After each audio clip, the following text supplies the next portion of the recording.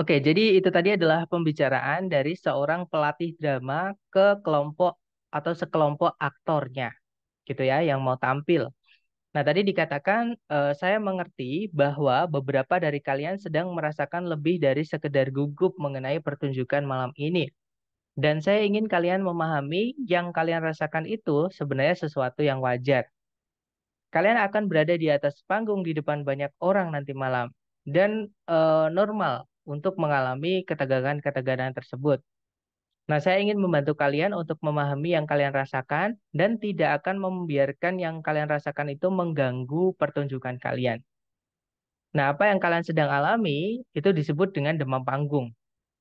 Demam panggung merupakan rasa takut yang muncul sebelum kalian memberikan pertunjukan di depan banyak audiens. Demam panggung itu tidak hanya dialami oleh aktor dan aktris saja, dia juga bisa dialami oleh musisi, atlet, guru, siapapun yang tampil di depan banyak orang. Dia muncul sebelum sebuah pertunjukan ketika seorang performer itu khawatir akan terlihat konyol di depan banyak orang. Tepat sebelum pertunjukan nanti malam, jika kalian sedang merasakan ketegangan, jika lutut kalian gemeteran, jika perut kalian kayak ada kupu-kupunya, maksudnya gugup ya, nggak nyaman seperti itu. Dan jika kalian berpikir keras seberapa buruk pertunjukan kalian nanti, disitulah kalian merasakan demam panggung. Untuk mengendalikan demam panggung, kalian bisa berusaha untuk mengendalikan reaksi fisik dan pikiran negatifnya. Nah, untuk melawan reaksi fisiknya, kalian bisa kalian bisa mencoba teknik-teknik seperti menarik nafas yang dalam, regangkan otot, atau bahkan hanya ketawa ketiwi saja untuk meregakan tekanan-tekanannya. Nah, untuk melawan pikiran-pikiran negatifnya, kalian harus memaksa diri kalian untuk berfokus pada apa yang harus kalian lakukan, bukan pada apa yang nanti orang-orang akan pikirkan. Kemudian itu saja yang saya harus katakan sekarang. Aku akan menemui kalian lagi di sini jam 6 karena pertunjukannya mulai jam 8. Ingat-ingat saja, jika kalian mulai merasakan gugup, cobalah untuk menarik nafas yang dalam untuk bersantai dan fokuskan pikiran kalian pada pertunjukan yang akan kalian berikan. Sampai jumpa nanti malam, seperti itu. Oke, kita dengarkan untuk soal nomor 36 ya. 47, I mean. Nah, siapa yang kemungkinan tidak mengalami demam panggung di pekerjaan mereka?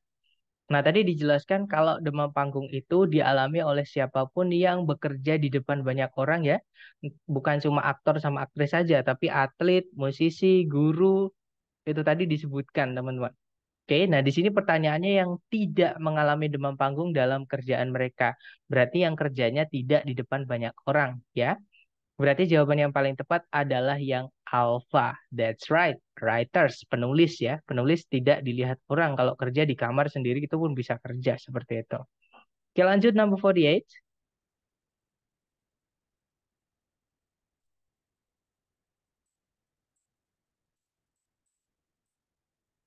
Nah, reaksi fisik apa yang mungkin seseorang alami ketika mendapatkan demam panggung ya? Nah, untuk reaksi fisik tadi ada beberapa yang disebutkan. Kita cek A, B, C, D ya. Yang alfa dia akan melihat kupu-kupu. Nah, bukan ya, teman-teman. Kupu-kupu tadi bukan untuk dilihat, tapi kayak ada di perut. Kayak eh, perut kita tuh kayak ada kupu-kupunya gitu. Maksudnya nggak nyaman. Berarti yang alfa bukan, karena kupu-kupunya tidak dilihat, teman-teman. Kalau yang Bravo, dia akan mematahkan satu kakinya. Bukan juga, tidak ada ya. Kalau yang Charlie, dia akan mendapatkan atau memiliki lutut yang gemeteran. Nah, ketemu jawabannya adalah yang Charlie. Lututnya gemeteran, gitu ya. Oke, lanjut number 49.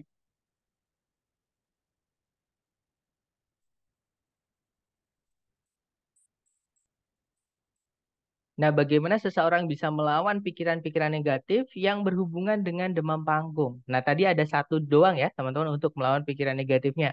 Yaitu memfokuskan pikiran kalian pada apa yang akan kalian lakukan, bukan pada apa yang nanti orang-orang akan pikirkan. Nah, berarti jawaban yang paling tepat adalah yang delta. That's right. By focusing on what they need to do. Dengan berfokus pada apa yang mereka perlu lakukan. Seperti itu. Next, number 50.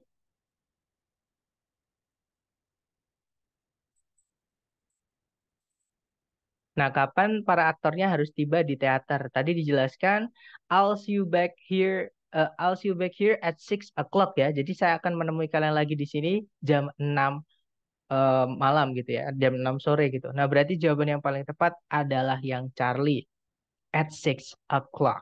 Seperti itu. Nah, itu tadi adalah listening yang bagian terakhir atau part C ya. Ada bukan percakapan, ada 3 pembicaraan oleh 3 orang seperti itu tentang suatu akademik topik ya, atau idea, atau konteks gitu. Nah, kemudian nanti diikuti oleh 3 sampai 5 pertanyaan setiap pembicaraannya. Seperti itu. Nah, mungkin ada pertanyaan dulu dari teman-teman sebelum kita tutup. Silakan.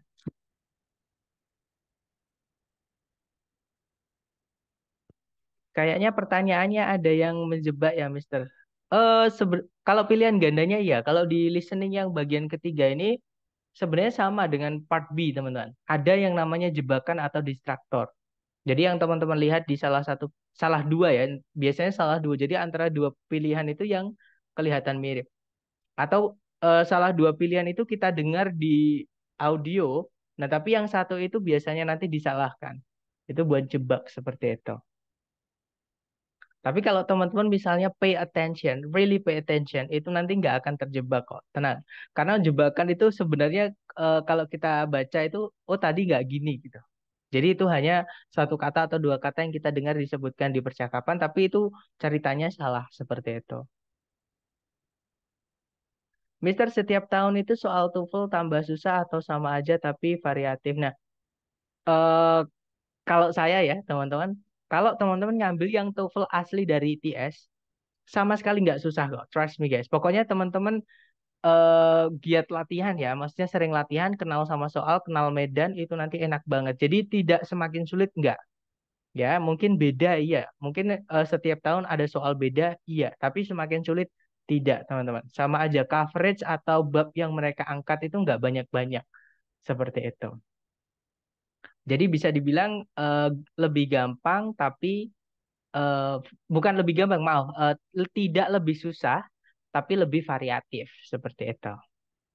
Kemudian untuk exercise 1, 2, 3 yang part B di Google Drive, answer key-nya di mana ya, Mister? Untuk exercise 1, 2, 3 yang part B. Untuk exercise 1, 2, 3 yang part B di Google Drive. Atau nanti saya kirimkan ya, teman-teman, eh, kuncinya. Tapi kalau di Google Drive, untuk listening sepertinya nggak ada ya, teman-teman. Coba deh saya nanti cek dulu. Gitu ya. Sebaiknya fokus dengar listening saja atau lihat pilihan jawabannya dulu, Mister. Nah, ini yang saya sampaikan di hari pertama listening kemarin, teman-teman.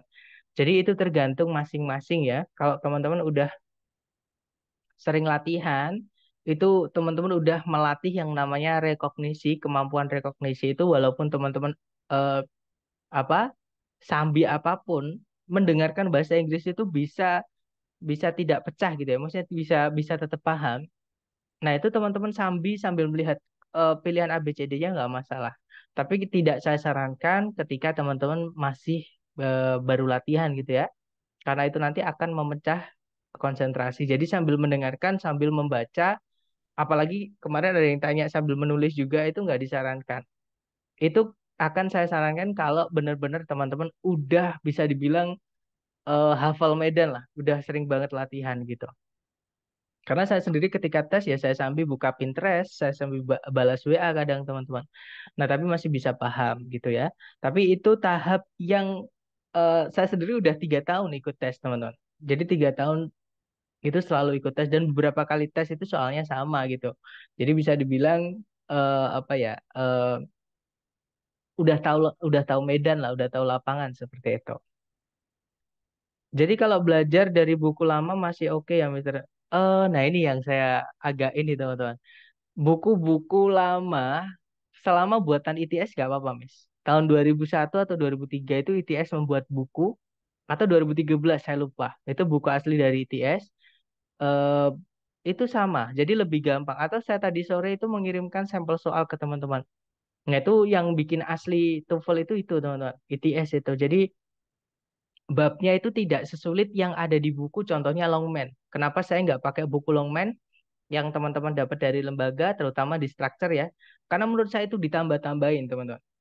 Terus juga di listening itu, listening saya baru bisa memberikan teman-teman bab-bab itu, misalnya double negatif, kemudian penggunaan subjunctive wish, itu ketika teman-teman sudah melatih yang namanya rekognisi.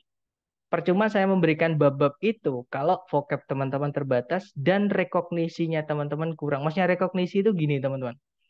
Misalkan teman-teman mendengar kata send di suatu percakapan. Nah, send itu kalau ditulis ada beberapa kemungkinan. Ini bacanya juga send, teman-teman. Ini bacanya juga send, mengirim gitu ya. Ini bacanya juga send. Nah, yang saya maksud dengan rekognisi adalah ketika teman-teman mendengar kata send di satu kalimat utuh, teman-teman bisa mengenali send yang ini, apakah send yang ini, apakah send yang ini, ya.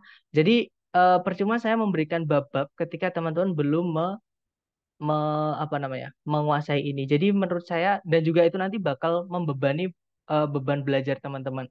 Harusnya yang listening itu ternyata nggak sesulit itu, jadi tambah sulit karena bab belajarnya jadi makin banyak. Seperti itu. Jadi saran saya daripada banyakin teori, mending banyakin latihan bahas seperti itu, teman-teman. Gitu ya. Namanya apa, Mister ITS? Maaf. Eh, Sepertinya di Shopee ada, Miss. Sepertinya ya, saya nggak yakin, tapi sepertinya di Shopee, Tokped gitu-gitu kayaknya ada. Nanti teman-teman cari TOEFL ITP ETS coba, ada nggak? Atau nanti saya coba bisa japri saya lah, nanti coba saya carikan gitu ya. Tapi kalau yang dari Longman misalnya Baron itu saya nggak sarankan teman-teman, karena memang atau link aja boleh nanti boleh japri saya ya teman-teman. Silakan japri nanti saya carikan di Shopee.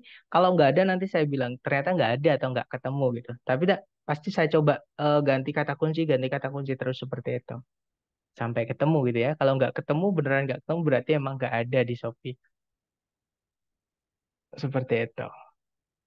Oke, semangat teman-teman. Tapi untuk listening nggak apa-apa. Listening itu teman-teman dari Longman nggak masalah. Oke, untuk latihannya, untuk babnya saran saya jangan dulu teman-teman. Untuk babnya ya. Tapi kalau teman-teman mau belajar sebenarnya nggak apa-apa sih. Cuman saran saya jangan takutnya nanti membebani belajar teman-teman gitu ya. Yang harusnya listening itu yang menurut saya ketika di lapangan itu kok enak. Maksudnya nggak sesulit di buku. Jadi teman-teman nanti ngerasanya sulit banget. Padahal teman-teman belum terjun ke lapangan. Kenapa? Karena di buku udah banyak banget babnya seperti itu.